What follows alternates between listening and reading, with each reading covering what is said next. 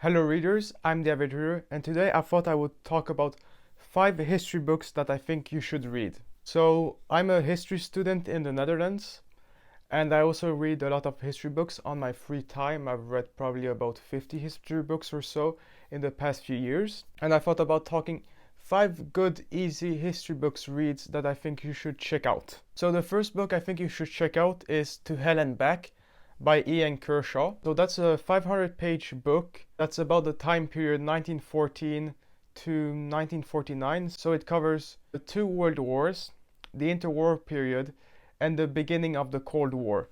And I really love reading about the interwar period. It's fascinating. This is the best book I've read about the interwar period so far, and it's a pretty good introduction to the subject. And it's detailed enough, but it does not digress too much. And one thing I like about this book is that it goes over the rise and fall of the democracies in East Central Europe during the 1920s and the 1930s, so I found that fascinating. So if you ever were interested in learning about both world wars and the period between the two world wars, then you should check out To Hell and Back by Ian Kershaw. And for a British historian, it's a relatively easy read. Next book I think you should check out is American Nations by Colin Woodard.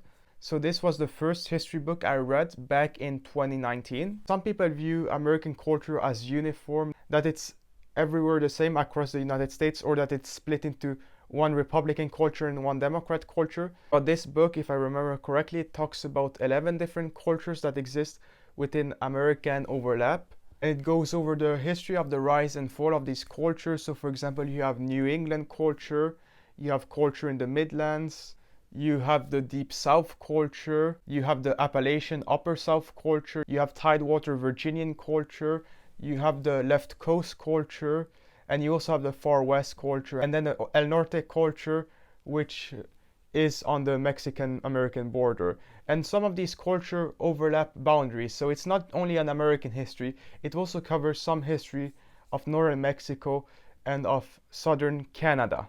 And it's a really interesting exploration of American cultural history. I remember, for example, that you learn about how Pennsylvania was founded by a Quaker, William Penn, and that this culture was kind of pacifistic, while the Appalachian culture was more violent, for example, and then the New Amsterdam, New York City culture was more cosmopolitan. So it's an interesting short book, about 300 pages, and it goes over all of these culture, and it also breaks down how these cultures have voted throughout American history, and it looks at which sides they took during the American Civil War. So definitely an interesting perspective on American cultural history. Next book I think you should read is Empire by Neil Ferguson. So this is a history book about the British Empire, and it's a very nuanced read.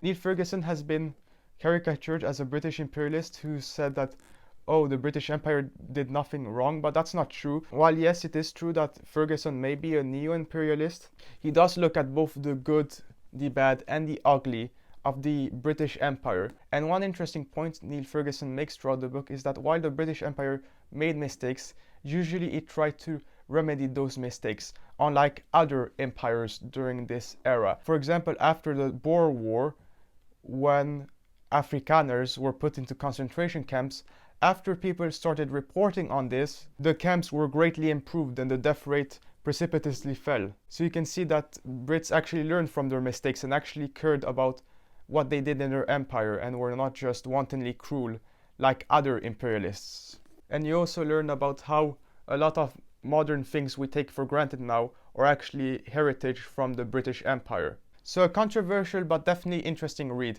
Empire by Neil Ferguson. Next book I have here, The French Revolution and What Went Wrong by Stephen Clark, will probably change your view on the French Revolution and what led up to it, and the French monarchy and what happened afterwards. So this book is not just about the French Revolution, it's actually about the 100 years or so preceding the French Revolution and the French Revolution included. So it starts with Louis XIV and goes up to the French Revolution or so throughout the 1790s. And one interesting thing you learn about this book is that Louis XVI was actually a quite tolerant monarch. You had decent freedom of speech under him. And you also learned how the French Revolution was very brutal and that many of the reasons for the French Revolution were irrational and not justified.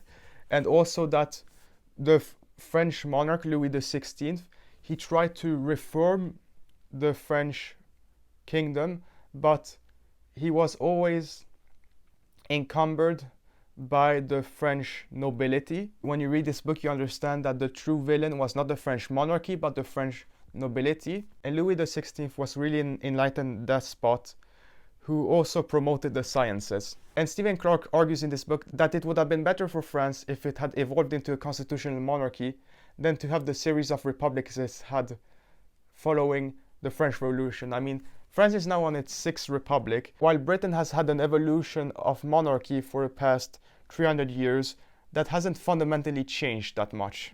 So this is indeed a longer read, about 500 pages, but it's still worthwhile in my opinion to read.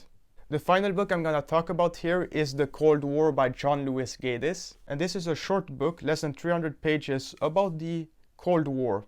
And here John Lewis Gaddis pays special focus on the main actors in the Cold War, so Nixon, Reagan, Thatcher, Lech Walesa, the anti-communist Polish Pope John Paul II.